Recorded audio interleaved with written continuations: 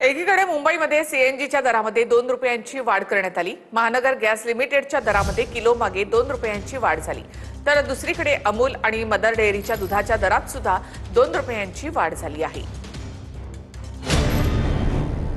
मुंबईत सीएनजी 2 रुपयांनी महाग झालाय। महानगर गॅस लिमिटेडनं सीएनजीच्या दरात किलो मागे 2 रुपयांची वाढ केली आहे। मध्यरात्रीपासून हे नवे दर लागू झाले असून सीएनजीचा दर आता प्रति किलो 84 रुपयांवर पोहोचलाय। ते वाढ करतायत तर मग आम्हाला रिक्षाचं भाडं बी वाढ पाहिजे, हे सरकारने लक्ष दिलं पाहिजे। नक्की परवडणार आता तुम्हाला रिक्षा चालवणं? शक्यच नाही हो। मीटर भी बढ़ना चाहिए, हर चीज का महंगाई बढ़ते जा रहा है, उसके हिसाब से हमारा मीटर भी बढ़ना चाहिए। ते आता महागाई सुद्धा वाढत चालले, पण आता गॅसचे भाव 2 रुपये वाढले, म्हणजे आमचं तर भाडं वाढलंच पाहिजे।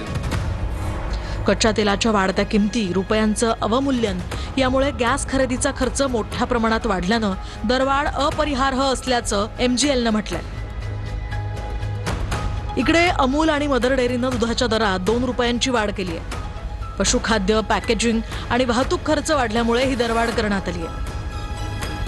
तर तिकडे एअर इंडियानं आंतरराष्ट्रीय उड्डाणांमध्ये कपात केली आहे। त्यानुसार एअर इंडियाची दर महिन्याला 1200हून अधिक आंतरराष्ट्रीय उड्डाणं रद्द होणार आहेत।